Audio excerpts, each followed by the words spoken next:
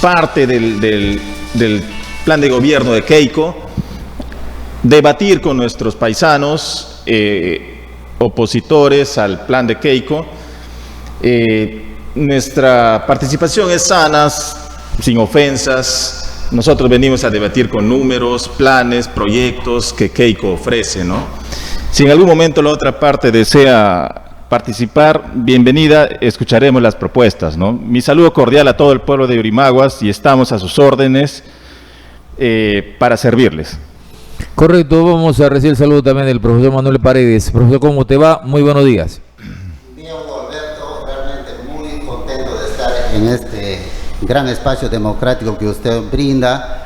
Estamos aquí porque definitivamente estamos frente a una amenaza real, no porque el profesor Pedro del Castillo sea de izquierda, sino porque representa, o mejor dicho, ya no representa la izquierda superada, la izquierda democrática, la socialdemocracia, como existen ya en muchos países, incluso Estados Unidos mismo se ha girado un poquito hacia la izquierda.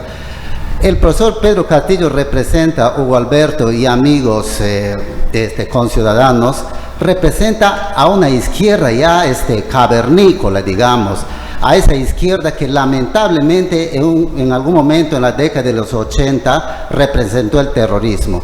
Es cierto que la gente de izquierda hoy en día no va a ser terrorismo, lógicamente, no va a ser terrorismo porque definitivamente salieron avergonzados de ese terrorismo, porque ese terrorismo le hicieron con el cuento de que van a hacer una revolución para el Perú. ¿Quién no quiere una revolución? Eso es cierto, pero lamentablemente en los 80 la izquierda hizo terrorismo, pues hizo negocio. Entonces, por eso estamos acá, Alberto, por esa amenaza real que el profesor Pedro Castillo representa a esa izquierda retrógrada, a esa izquierda que ya nadie, como ya muchos han dicho, ni siquiera en China, ni siquiera creo en Cuba mismo, ya practican eso, ¿no?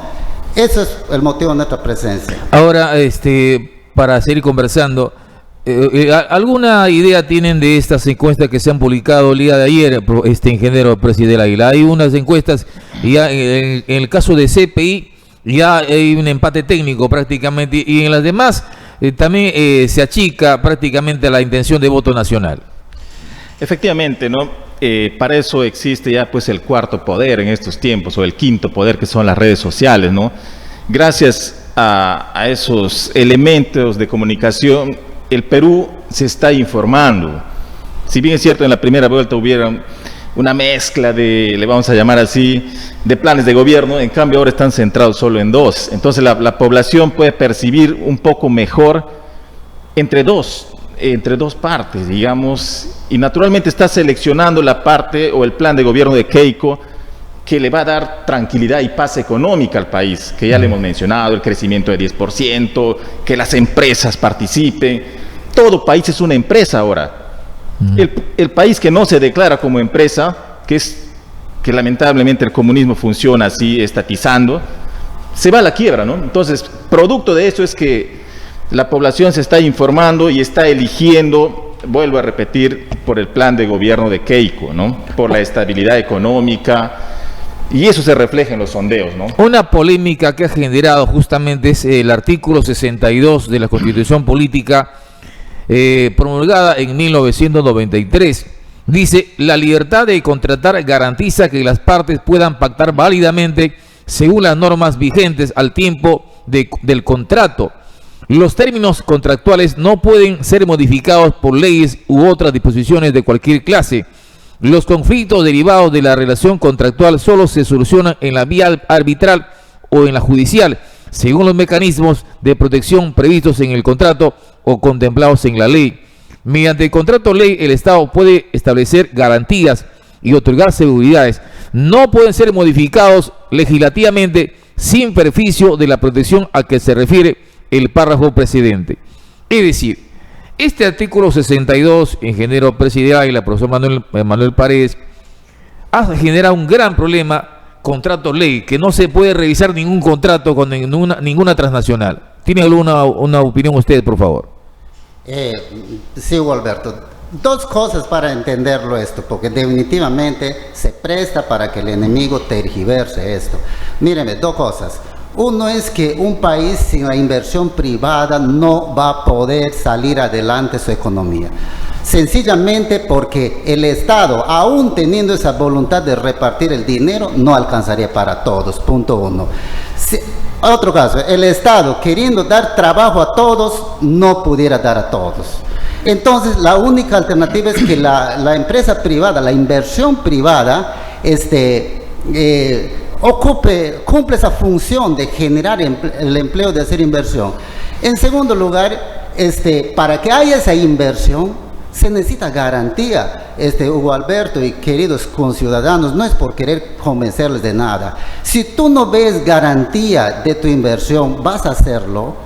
Y lamentablemente que los inversionistas no están en nuestro país, esto lo sabe todo el mundo, no están en nuestro país y nosotros necesitamos de esa inversión. Entonces, cuando nos vamos a este artículo de la Constitución, precisamente cuando Fujimori ingresa al poder, nadie quiere invertir en el país. No es que solamente nadie no quiere invertir, todas las empresas estaban yendo y las empresas que habían no servían para nada, era como tener un carro viejo que nadie ni siquiera te quería comprar. Entonces, el presidente Fujimori estructura entonces una estructura jurídica, valga la redundancia, para que garantice precisamente esa estructura jurídica. Empezó a hacer el ordenamiento en donde claramente dice en este artículo que los acuerdos van a tener una validez plena. Si claro, no tiene pero validez plena, entonces ya no sirve el acuerdo. Pero aquí hay una cosa interesante, inclusive ya han aceptado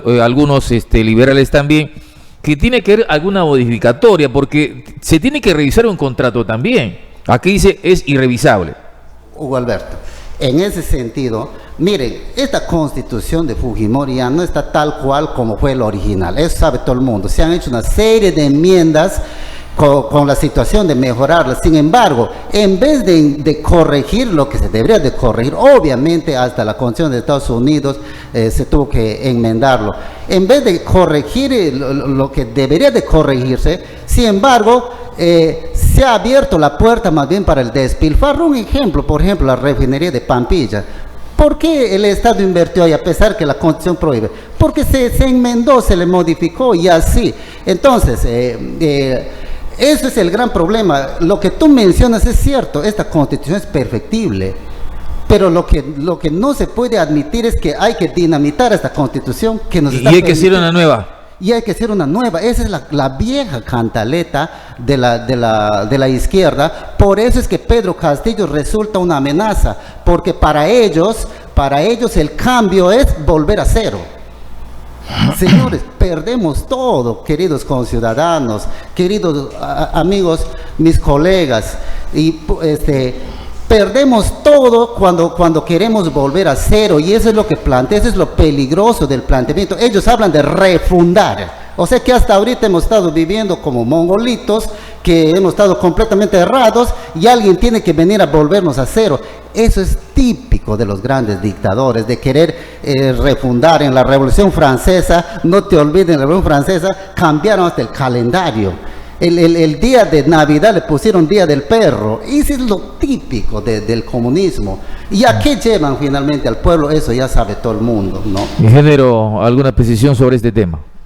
Vuelvo a repetir, nadie aplica el socialismo en el mundo. El tema de la Constitución está escrito en un papel, usted lo está mostrando, se puede modificar. No está hecho en piedra. Exactamente. Ahora, ¿quién modifica? No necesariamente lo modifica el Ejecutivo, lo puede modificar el Legislativo, los congresistas.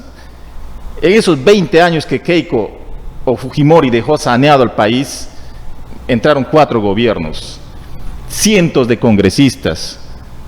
Ellos debían haber modificado la Constitución, no necesariamente viene del Ejecutivo. Acuérdense que los dos trabajan paralelamente. Entonces, la propuesta de Keiko también es mejorar, atender a los pobres, cambiar la Constitución, vale decir progresivamente, ¿no? Que todos participen, no necesariamente lo va a hacer el Ejecutivo. ¿Cuál es la diferencia entre el planteamiento cierto de Castillo, o en todo caso de Cerrón, porque es el dueño del partido, es el que ha hecho el plan de gobierno, y en el planteamiento de este neoliberalismo que hoy tenemos hoy en el Perú. Ellos nos plantean el estatismo. No dicen que no es estatismo, sino nacionalismo. ¿Cuál es la diferencia entre nacionalismo y estatismo? Mire, dos ejemplos prácticos. El Estado no puede manejar ni de salud, no puede manejar el sistema integrado de salud, no puede manejar el Banco Agrario. 3 entidades estatales. Y va a querer manejar inversiones de 90.000 millones de dólares. No podría. Uno, porque estamos viendo que no presenta su cuadro ministerial.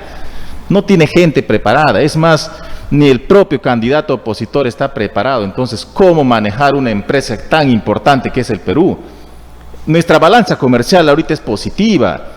En términos empresariales, el Perú gana 2.800 millones de dólares al año por las exportaciones. Ahora, esa ganancia, usted dice, ¿a dónde va a parar? Porque aún falta agua potable, alcantarillado, colegios, postas médicas. ¿Cómo funciona la economía? Como una empresa, como una casa. Cuando llega un dinero al Estado, lo distribuyes. Arreglo mi baño, pues, de mi casa. ¿Qué hace el Estado? Empieza a distribuir ese dinero en los ministerios que más necesitan. Este 2021, por ejemplo, los ministerios más favorecidos son salud, con 30.000 millones de soles. Le sigue, educación es el más privilegiado. Luego le sigue salud, y luego viene transportes, lo que es el tema de carreteras. ¿Es palpable esa inversión, ingeniero Percy del Águila? El dinero está. El problema es en la ejecución. Acordemos que el 30% del presupuesto nacional se va a los GORES, gobiernos regionales. Entonces, no todo es el Ejecutivo. Los que no ejecutan son los GORES. Y si ejecutan, lo hacen mal. ¿Por qué lo hacen mal? Naturalmente se dedican a otros temas, ¿no? Claro, ahí está el problema. Y para salir de ese problema, ¿qué se tiene que hacer? Meritocracia en relación a la actividad de los funcionarios. Acordemos que el presidente no es el ejecutor. Lo que ejecutan son los funcionarios. Los técnicos. Exactamente. Entonces los GORES tienen que ser meritocráticos. Todo el mundo sabe que cuando gana un partido entra... El que pone un afiche, el que reparte trago, llegan a los cargos. Exactamente. Para todos hay. Eso es verdad. Lo que hay que hacer es saber ubicarles en su lugar. El Perú es grande, se da el lujo de devolver los presupuestos. Los GORES devuelven en promedio el 30% de su presupuesto. Pero eso está mal, porque si hay un partido político que pretende llegar a la región, también debe tener un equipo técnico para que no improvise cuando está en el gobierno. Correcto, y eso es lo que plantea Keiko. Keiko tiene gente preparada, incluso nosotros que somos el comando de campaña, tenemos nuestro pool de profesionales, tenemos los maestros, los ingenieros de sistemas, los ingenieros agrónomos, quien habla, por ejemplo, tenemos ingenieros químicos, pero las otras partes no presentan esos cuadros, empezando del candidato opositor. No tienes, le piden que presente a sus ministros, no tiene. ¿Por qué no tiene? Lamentablemente porque está rodeado de puro Movadef.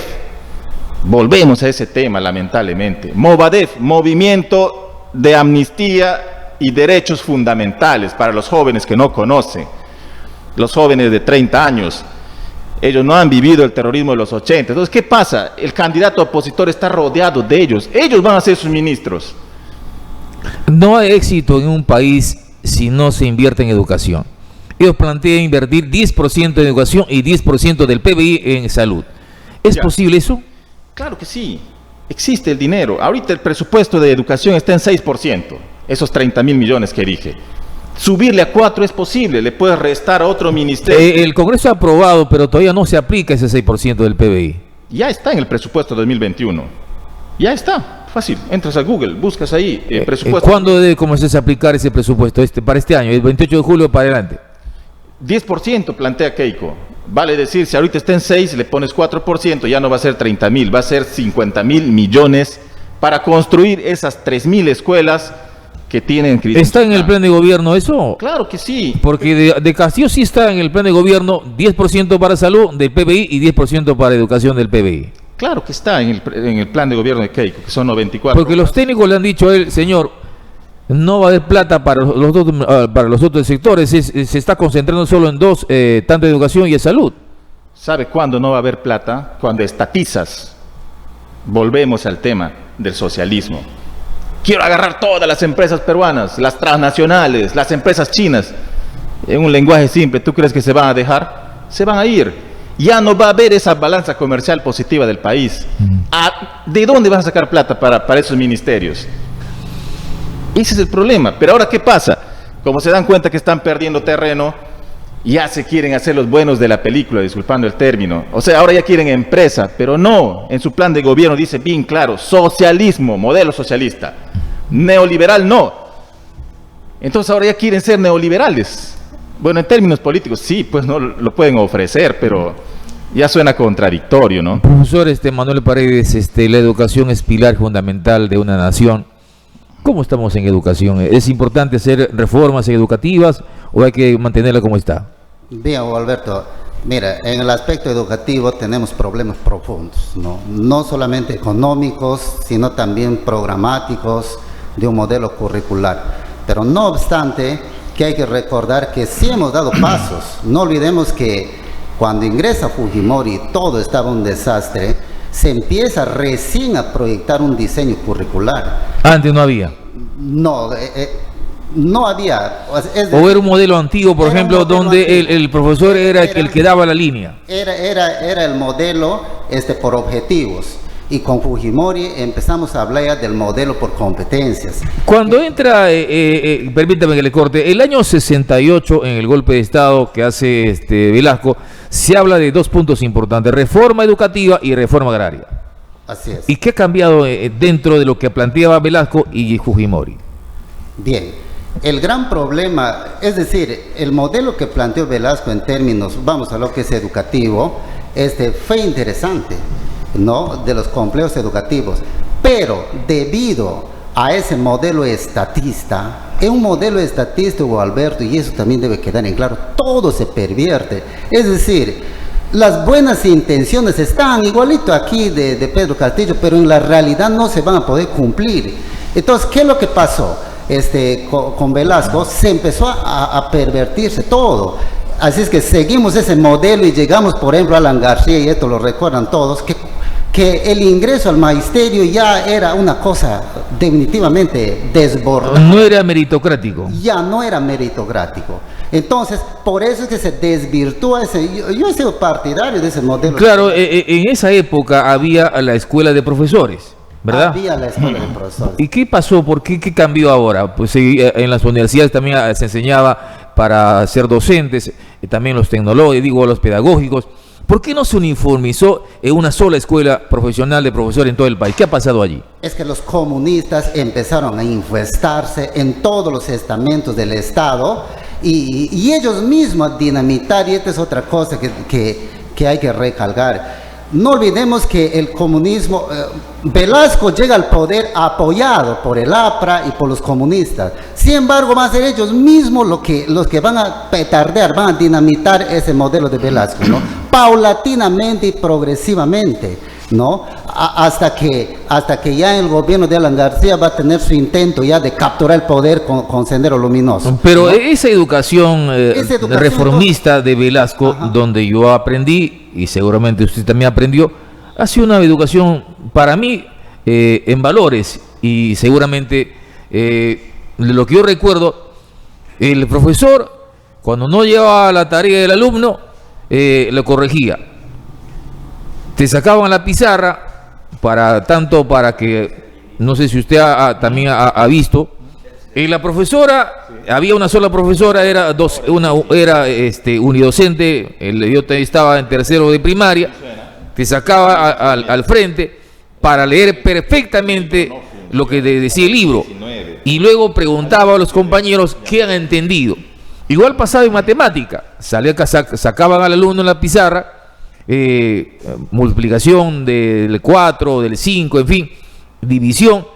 Salía el alumno con buena nota y le calificaba. Esa era una evolución meritocrática. Ese esquema era interesante. ¿Qué pasó ahora? Lo que va a pasar es que va a tener un matiz castrense, autoritarista de parte del docente. Hubo también muchos errores, excesos de los docentes en este aspecto, porque la disciplina ni qué hablar, pero el gran problema fue de que el enfoque conductista, que para mí en sí no está mal, sino que se cometió excesos. Por eso es que de ese modelo se empieza a pensar en un esquema del aprendizaje significativo, donde ya el alumno va a ser el protagonista, que también fue interesante. Está un protagonista el alumno, por ejemplo, que hoy día el profesor no le dice nada al alumno, no lo sanciona, no lo castiga, tampoco lleva la tarea. Ahí está. Bien. Entonces, nos vamos a dar cuenta que esa buena intención que se hubo al dar este giro en nuestro currícula, que fue el enfoque por competencias, el aprendizaje significativo, sin embargo, como nuestra sociedad cada día se va degradando, se va convirtiendo en un estado de ingobernabilidad, porque eso es lo que conviene a la izquierda, que no haya principio de autoridad. Entonces, se ha llevado prácticamente a un modelo que está dirigido por los intereses, sea subalternos de las ONGs, ¿no? Que son las consultorías que maneja el Ministerio de Educación. Las consultorías, y entonces este modelo que nació con una buena intención se le está tergiversando. Definitivamente, hoy en día, pues, el joven está propenso a caer en un libertinaje. Ya no hay esa exigencia, ya no hay ese principio de autoridad. Por lo tanto, la educación en valores ya se ha descuidado, ¿no? El muchacho que va al colegio no respeta al profesor, no respeta a la madre. No hay una línea de autoridad. Allí hemos perdido mucho, profesor Manuel Paredes. Hugo Alberto, por eso es que yo estoy aquí en esta línea de Keiko Fujimori, porque en esta línea, en esta trinchera de Keiko Fujimori, va a haber ese espacio para discutir con mis colegas maestros, porque yo invito, porque hasta ahorita nadie puede decir nada sobre esto. Y los maestros tenemos voz. Yo convoco desde ahorita a mis colegas maestros. Tenemos que examinar todo este modelo que no está dando resultado. Y lo más triste es, Hugo Alberto, que definitivamente mucho más en esta educación, en esta modalidad de remoto, prácticamente los docentes son esclavos ya del proceso, supuestamente. Que ahora lo que interesa, o sea, no interesa que el muchacho sepa leer o escribir. Lo que interesa es que el profesor esté vigilando, dice, en qué momento del proceso está fallando, y definitivamente a los docentes nos están convirtiendo en esclavos.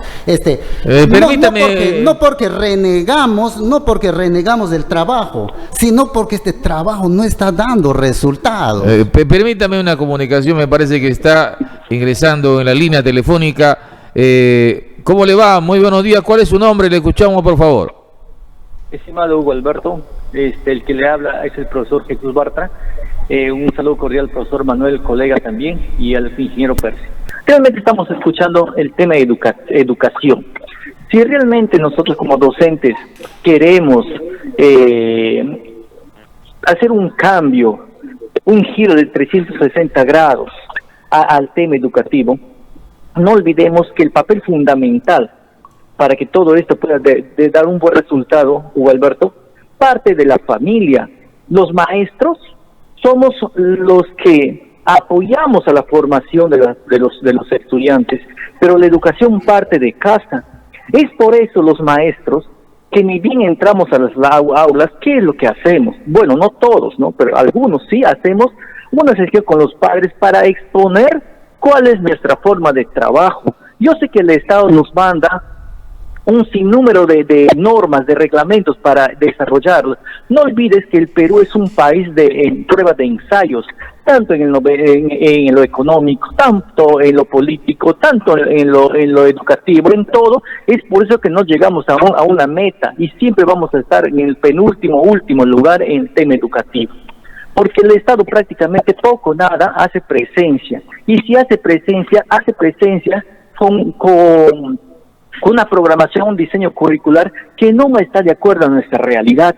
Es por eso que nosotros, maestros, debemos de reunirnos para que de esa manera podamos trabajar con un proyecto educativo netamente regional, de acuerdo a nuestra realidad. Pero sin embargo, ¿qué es lo que sucede en todo esto?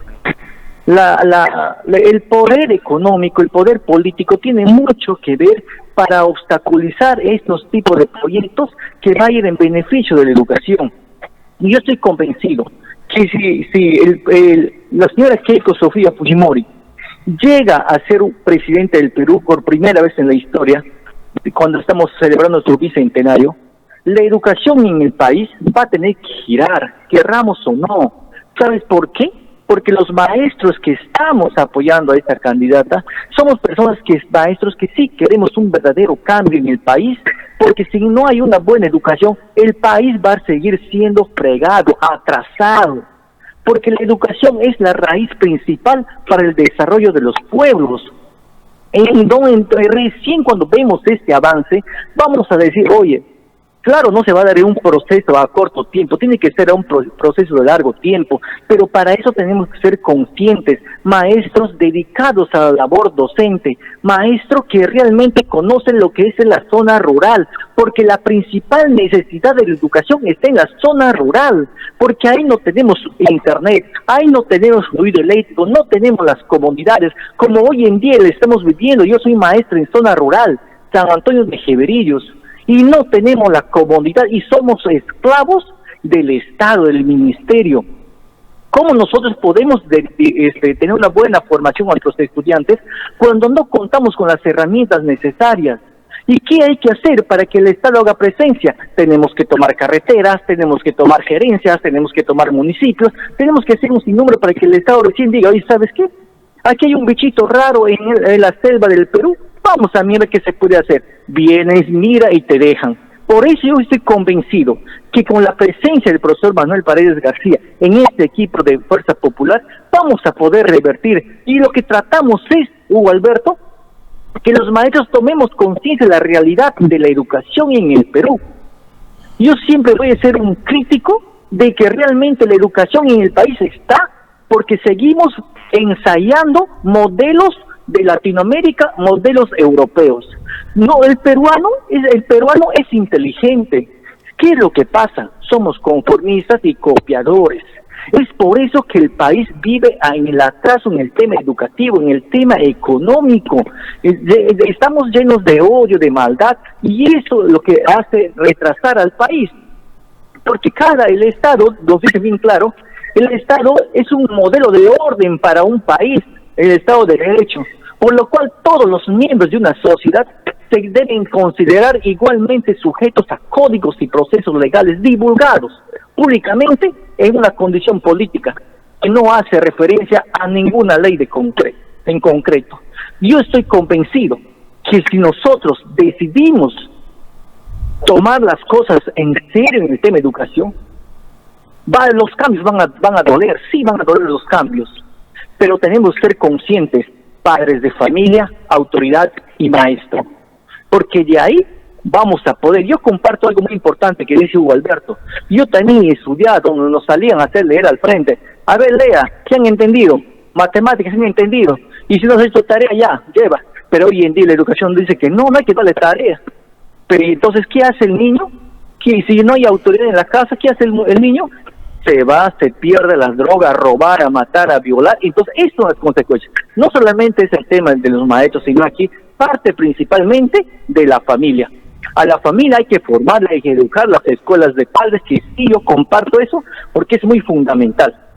Y para ser padre hay que estar preparado para la vida. Entonces yo desde acá, yo invito a los demás maestros, a los demás colegas, que sí amamos a la profesión que dignamente hemos estudiado, unámonos con dignidad, unámonos con fuerza, unámonos para que realmente podamos este 6 de junio llegar a la victoria, y queremos que la educación en el país pueda dar un cambio en favor de la población, en favor de la educación, en favor de la niñez, en lo más profundo de nuestro país. Muchísimas gracias y felicitaciones a los panelistas y a usted, Hugo Alberto, por este espacio que me brinda. Muchas gracias, profesor Jesús Bartra. Muy temprano nos hemos comunicado con Camilo Pérez, que sigue enviando mensajes permanentemente, aunque sus mensajes vienen con virus y a veces me bloquean el teléfono, pero ojalá, porque dice que el comunista tiene un virus dentro. Pero, profesor Manuel Paredes, se habla de la educación, del ingreso gratis a la universidad. ¿Es posible que ese plan de gobierno que plantea, o en todo caso la idea que ha soltado Castillo, el ingreso libre a la universidad, es posible, por favor, que sea gratis, que no se pague nada? Completamente irresponsable esa propuesta. Ese sembra falsas ilusiones. Es lamentable, Hugo Alberto, que el comunismo, aunque tienen vergüenza que se les dice comunistas, pero son especialistas sembrando fantasías, ¿no?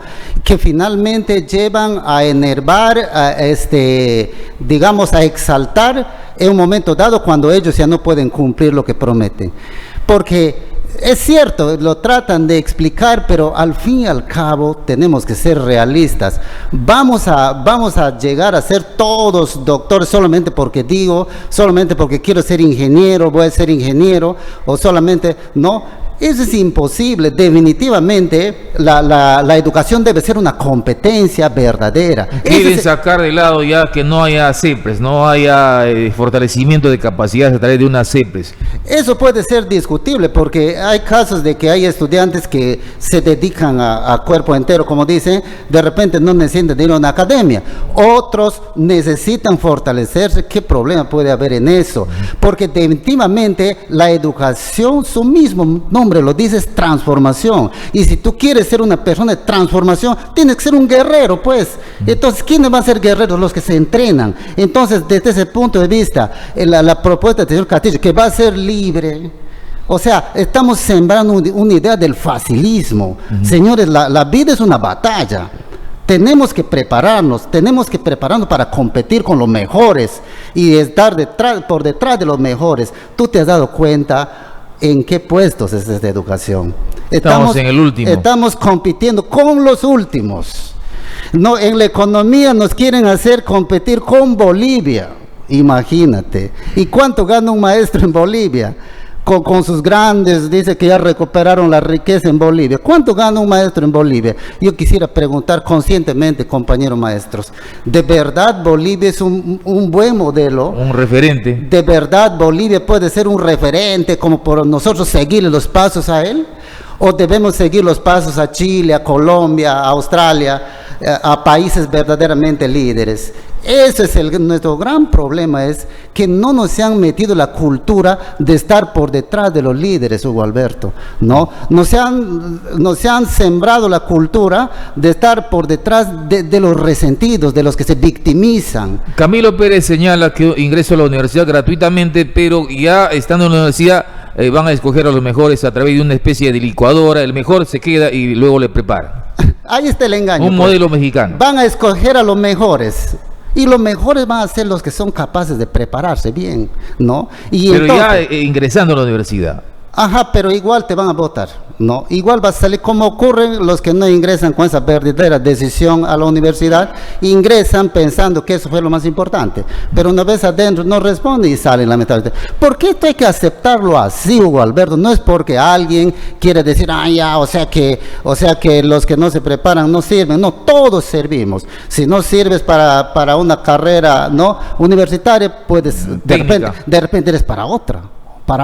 Claro, un técnico, ¿ya?, un soldador, en fin. Y Keiko Fujimori te garantiza eso, de que si en una cosa no es, eso es la libertad, esa es la expresión de la libertad que Keiko Fujimori garantiza, y no pues a alguien que quiere dinamitar todo y dice volver a cero para construir el mundo a su manera. Ahora, profesor Manuel Paredes, vea, la educación es importante en un país, si no hay forma en realidad de que una nación se sostenga, pero también se habla de una mejora salarial en el tema magisterial.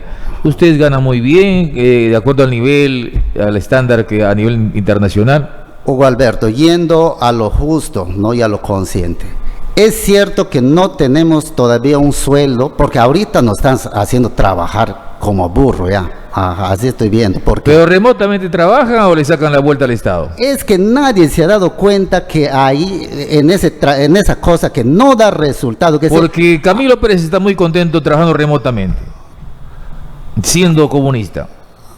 Bueno, lógicamente Camilo empieza a justificar otras situaciones, y a mí lo que me gusta es hablar lo realista. Lo realista es que los docentes sí estamos trabajando muy duro, porque todo se complica, Hugo Alberto, con este trabajo remoto, porque no es como cuando estás frente al estudiante, ahí estás viendo al instante, le puedes ir corrigiendo. pero aquí tienes que esperar que te envíe, él tiene un mundo de problemas, el alumno, encima su celular no es de alta resolución, está opaco. No tiene de alta gama. Entonces se te complica, y encima que tú de cada uno tienes que verle en qué capacidad, en qué competencia ha fallado o ha mejorado sus logros. Entonces en ese sentido hay un trabajo grande, pero que, como te repito, no está dando resultados. Nosotros los maestros debemos y al no tener resultados significa que no es una estafa para el alumno, para el Estado. Lamentablemente la realidad nos está indicando eso, nos está indicando eso. Usted puede comer un pan llevando a la casa, siendo que esa es una estafa para el alumno. Porque mira, Hugo Alberto, todo esto se simplificaría y diera mejores resultados cuando al docente le dirían: profesor, prepara tu clase, abra el Zoom con los que tienen Zoom, porque hay una buena cantidad que tiene, y entonces el profesor empezaría a explicar su clase, empezaría a trabajar los valores, todos los pasos, diera el trabajo y finalmente lo revisaría.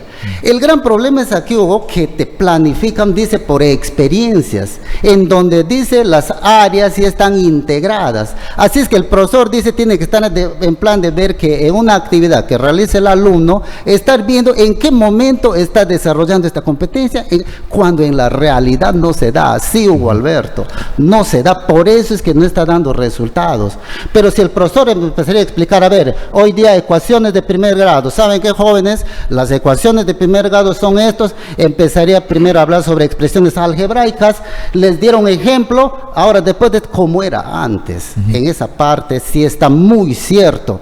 Entonces, ya desarrollamos 3 ejercicios, ahora tienen 5 ejercicios para ustedes. Sería muy diferente, ¿no? Entonces, ahorita se te hace una complicación innecesaria, Hugo Alberto. Ahora, y los maestros debemos levantar la voz. El tema pasa fundamentalmente porque hay dos versiones: un modelo estatista y un modelo como la plantea el capitalismo, donde también el privado también puede poner un colegio, fundar un colegio, pero en el Estado, en un modelo estatista, todo lo tiene que hacer el Estado. Exactamente. En los países inteligentes, la iniciativa privada juega un papel preponderante. Porque usted podía ser un dueño de un colegio primario.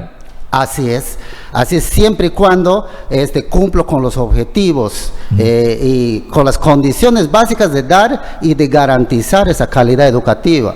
¿Y qué pasa con un modelo estatista? No es posible. El gran problema es que en este modelo que estamos ahorita, que prácticamente ya es un modelo estatista, aún digamos casi más de un 50% que es estatista, ya estamos en un socialismo ahorita, ¿no? Pero un socialismo todavía que se puede manejar. La inversión, Hugo Alberto, la inversión no responde a las expectativas. Ustedes como medio de comunicación, por ejemplo, se pueden dar cuenta, no hay más inversión, no se mueve la economía, por lo tanto la iniciativa privada, por ejemplo, no va a responder también, ¿no? Pero en países pues donde la economía está mucho mejor, alguien tiene un emprendimiento, entonces responde la situación. Ingeniero Percy del Águila, ¿cuál sería de alguna manera para que la educación camine ese ritmo también que permita que el empresario privado genere dinámica económica y dar mejores condiciones a los alumnos que están en un colegio privado?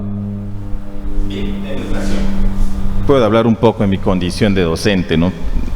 No figuramos en ningún ranking mundial. Educación universitaria. En la prueba PISA. Hablando de educación superior universitaria, los únicos que figuran en Perú son La Molina, San Marcos, y la UNI. La Católica. Ni siquiera la UNI. Exactamente. Por lo tanto, si vamos a ofrecer un ingreso libre, hay que ordenar la casa, pues. Hay que tener buenas universidades. ¿Cómo pretendemos dar ingreso libre? Supongamos que para el año se presenten 10.000 alumnos para nuestras universidades locales. ¿Ustedes creen que van a entrar en esos 5 salones? No. Demagogia. Claro. Es demasiada expectativa, falsa promesa. Yurimaguas tiene 30.000 jóvenes. Si para el año quieren entrar esos 20.000, ¿van a alcanzar en 10 salones, 5 salones que tiene? Hablando en términos reales, ¿cuántos alumnos más o menos terminan en la secundaria en Yurimaguas, profesor Manuel Paredes? En promedio, más o menos. No tengo la cifra. Unos Gustavo. 5.000 o 10.000. 5.000. Ya, porque está en relación a la población. Yurimaguas tiene 60.000 habitantes. La mitad son jóvenes. De esos jóvenes, estudiantes que usted pregunta, tengamos 5.000. No alcanzarían pues en 5 aulas, es demagogia. Entonces empieza lo incierto. Entonces, ¿cómo empieza la reestructuración que propone Keiko? Reestructurar el sistema educativo, no solo las escuelas secundarias, también las universitarias. Pues la universidad nuestra tendría que ser imponente, tendría que tener 5 o 10 pabellones de 3 o 4 pisos, como tiene La Molina, como tiene Pacífico. Tener una ciudad universitaria, ¿verdad? Enorme Exactamente. espacio para Entonces, que... no cuadran esos números. Te ofrezco universidad joven de Yurimaguas. ¿Dónde? Está colapsada la universidad ahorita, no hay muchas aulas. No hay, porque apenas recibe 5 milloncitos, 10 milloncitos. Debería recibir 50, 100 millones para hacer pabellones imponentes, o sea, con rango de universidad. Buena infraestructura. Ya, eso es uno. Y lo otro es a nivel de secundaria, pues pasa lo mismo. Nuestros colegios son infrahumanos, no me canso de repetir. En la misma ciudad tenemos colegios en pedazos. El 151. Pero eso no es competencia de los gobiernos regionales, las municipalidades. Interactúan, porque los gobiernos regionales solo llevan el 30% del presupuesto nacional y el 70% queda en el nacional. O sea, también tiene plata el nacional para los colegios. ¿Y qué hay que hacer ahí? Hay que gestionar. Interactuar. Si el gobierno regional construye 10, bienvenidos. Si el nacional construye 20, bienvenidos. O sea, para todos hay esto. Algo así como los colegios emblemáticos en el tiempo de García, ¿no? Debería existir colegios como el Jauregui en nuestra provincia, un aproximado pues de 10 colegios de esa magnitud, ¿no? De gran envergadura, ¿no? Porque Envergadura. Eso propone que caben Keiko. muchos alumnos. Pero la gente dice, en matemáticas simple, ¿no? Como yo me gustan mucho las matemáticas, tenemos 30.000 millones de soles ahorita. Para construir esos 3.000 colegios por año, solo vas a gastar 7.000. No es demagogia también eso. No es demagogia. Eso es una suma y resta. Si tengo 30.000 millones para educación, y eso es real, está en el presupuesto, quiero construir 3.000 colegios. ¿Lo puedo hacer? Sí. Hasta un niño de primaria me responde. Yo he dicho un colegio al día. En términos de ingeniería civil, naturalmente un colegio se construye en 2 o 3 meses. Nuestro país tiene 25 regiones, tiene 1.050 distritos. Pero el colegio Jauregui lo hicieron en 2 años. Naturalmente ahí habían conflictos de administración de los proyectos, que Duran es común en los gobiernos un regionales. año, 8 meses. 9 meses. Exactamente. No solo en educación, en salud, también con el tema de los hospitales, ¿no? Primer lugar, ordena tu casa para que ofrezcas. ¿Qué vas a ofrecer? O sea, si es viable este tema de la construcción de 3.000 colegios. Claro que sí, matemáticamente sí, físicamente también, porque todos los pueblos quieren tener un buen colegio para sus hijos, ¿no? Vas por la carretera, nuestros colegios son paupérrimos, no tienen baños, están cayendo en pedazos. Entonces, sí se puede, en el plan de gobierno de Keiko, y estoy hablando con ese 6% nada más. Del PBI. Y si le subo un 10%, ya sería 50.000 millones. O sea, Pero no solo es para infraestructura, sino también dotar de mejores salarios al maestro, ¿no? existe ya la ley. El Perú está lleno de leyes. Existe la ley de la carrera Hay que aplicar en todo público-magisterial. caso la ley. Claro, esa ley es meritocrática. Si yo estoy preparado, maestro, tengo mi maestría y mi doctorado, voy a escalar y voy a ganar 5.000, 4.000 soles, ¿no? No es que como el profesor Castillo no quiso evaluarse, creo que está en segundo nivel, algo así, no está ganando como debe, ¿no? Bueno, cuando uno le busca a él en su SUNEDU no existe. Él es un docente de pedagógico, respetado como maestro. Nuestro amor por los docentes, todos hemos tenido un maestro, pero no está preparado para gobernar. No le ¿Y podemos usted dar... cree que la señora Fujimori sí está preparada para gobernar? Claro que sí. Ella tiene muchas aptitudes. Para empezar, ella es administradora en una de las mejores universidades del mundo. Pero le cuestionan que nunca administró nada. Ellos son empresarios. No, Antes que que sean ejerció. políticos, los Fujimori eran empresarios. Fujimori era agrónomo, tenía sus fondos por ICA. Bueno, el padre, pero no ella. Era un conjunto familiar. La esposa también era una empresaria. Iguchi es empresaria. Los que tenían dinero eran los Iguchi, no los Fujimori. Por eso estoy hablando como familia. Ellos eran empresarios. Naturalmente sus empresas han crecido porque pues tienen ingresos también como políticos, Les ¿no? gusta el comercio, como Kenji que vende huevos. Naturalmente son estrategias políticas, pero ellos tienen pues sus capitales de antes que sean políticos, ¿no? Ahora, volvemos al tema de preparación de Keiko. Es administradora, tiene una maestría en administración, o sea, puedes manejar el Perú, como dije hace un rato, como empresa. Al Perú no le tienes que ver como tu casa, donde no va a ingresar dinero, tienes que verlo como una empresa. Entonces, si yo comparo entre Keiko y la otra parte, naturalmente Keiko está más preparada. Así nos han engañado siempre por años. Un empresario llega a ser alcalde, gobernador regional, y cuando se dan cuenta no es posible manejar una empresa como una institución pública, gobierno regional, municipalidad, es diferente, porque vas a chocar con una burocracia enorme que está dentro de la institución. Por supuesto, existen diferentes idiosincrasias cuando uno entra a un gobierno, todo tipo de personas, ¿no? Incluso a veces tu propio personal juega en contra de tu gobierno. Un personal nombrado que no le puede sacar, no hace caso a lo que le ordena el jefe y hay que separar ese personal. Pero eso se puede balancear con manejo, ¿no? Tú puedes hacer meritocracia y también tu gente que ha hecho política, ¿no? Porque es así, todos quieren gobernar. Para todos hay espacio, lo único que falta es ser eficiente en el gasto, ¿no? Correcto, ingeniero Presi del Águila, profesor Manuel Paredes, el tiempo se ha acabado, ya van a ser las 11 de la mañana. Gracias por llegar a este programa. No sé si el sábado podemos hacer un programa amplio, en realidad es interesante. Mientras la gente se informe mejor, sabrá seguramente validar su voto el día 6 de junio, ¿no? De eso tratan nuestras visitas, hacer escuela, decir por qué conviene, qué no conviene, ¿no? Nosotros venimos con propuestas, evitamos el tema de los insultos, hablemos con números, a eso es lo que venimos, y finalmente invocamos que le demos una oportunidad a Keiko, mujer preparada, y me olvidaba de mencionar sus aptitudes genéticas, matemática. Para gobernar un país tienes que ser estadista. Como su padre era matemático puro, ¿no? Matemático puro, no es fácil manejar el dinero que tenemos, mucho menos si no sabes de indicadores económicos. Lamentablemente el otro candidato no sabe de indicadores económicos. Pero va a manejar cerrón porque sabe algo de números. Mucho peor se agrava ahí el tema, ¿no? Entonces, asesor. Ya tenemos, estimados paisanos, para escoger. Con mucha modestia venimos a proponer para que ustedes puedan seleccionar mejor sus candidatos, para que nuestros hijos puedan estudiar en las universidades y no pues como vivimos en los 80, ¿no? Tu universidad terminabas en 10, 15 años, ¿no?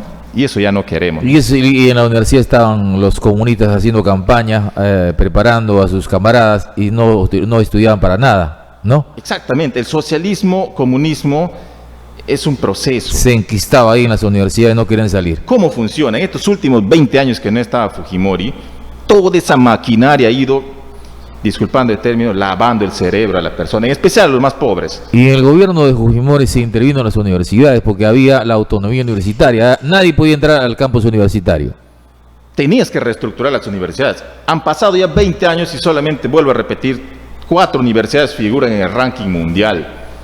Falta mucho por hacer por las universidades. Pero hay tantas universidades que son fábricas también de títulos profesionales, ¿no? Para eso está SUNEDU, pues para eso se ha creado. Y eso no lo ha creado Keiko. Eso lo han creado en otros gobiernos. En buena hora, SUNEDU está regulando con todos sus problemas que tendrá también, ¿no? Correcto.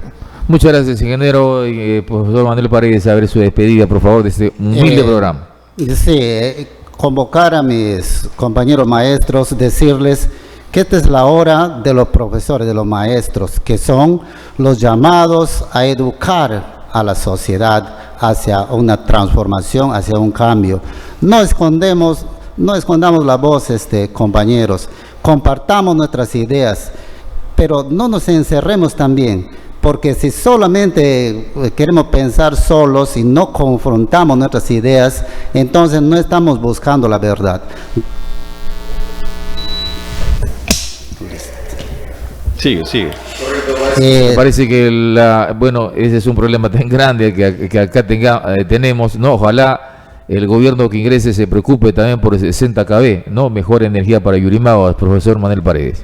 Así es, Hugo Alberto, definitivamente hay deficiencias, hay limitaciones, y solamente para terminar quiero decirles de que la gran diferencia de Keiko Fujimori con los demás políticos Ya no solamente con Pedro Castillo, es que Keiko Fujimori tiene liderazgo. Recordemos qué pasaba con Ollantumala. ¿Cuál fue el fracaso? Que su mujer mangoneaba todo. A PPK le han hecho peor, no tenía liderazgo de nada. Y Pedro Castillo, casi la misma figura se está queriendo repetir, compañeros. No es por fanatismo, no es por querer a ustedes convencerles de nada, pero Keiko Fujimori tiene liderazgo, compañeros. Muchas gracias, profesor Manuel Paredes. Gracias, ingeniero Presi del Águila. Amigos, hemos llegado al final del programa el día de hoy. Vamos a retornar el próximo día, como siempre, en la edición de Uranio Noticias, edición matinal. Muchas gracias en nombre de